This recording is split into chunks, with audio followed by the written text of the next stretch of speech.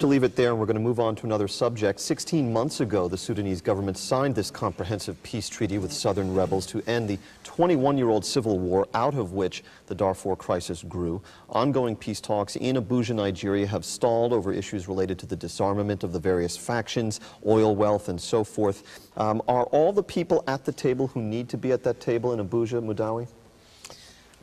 Unfortunately, no. Who belongs there that isn't? You know, in the history, the Sudanese government have always been fighting by proxy, using local conflicts. These are real conflicts. And those people who are fighting, they are not fighting because of the Sudanese government giving them weapons. They are fighting because they have their own conflicts with the local communities, and the Sudanese government is just granting them immunity not to be taken to the courts. So, without bringing these people to the negotiations, you cannot actually do peace. Is it your view that the talks in Abuja, however successful they might be, will never necessarily have an impact on what's happening in the western region in Darfur? I think it's going. If you sign a piece of paper in Abuja, it will be a piece of paper.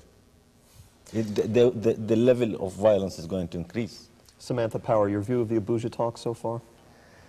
I mean, very, very tricky process, because you have rebel groups splintering by the day. As Mr. Mudawi said, you know, we're not actually including in the process the Janjaweed. We're assuming that the Sudanese can rein them in, which I think is probably wishful thinking, in that, I mean, I think Sudan can have a profound effect on their behavior, but whether they could, you know, sort of call the Janjaweed to heel at this point, given how long and how much time has passed, I think it's wishful thinking.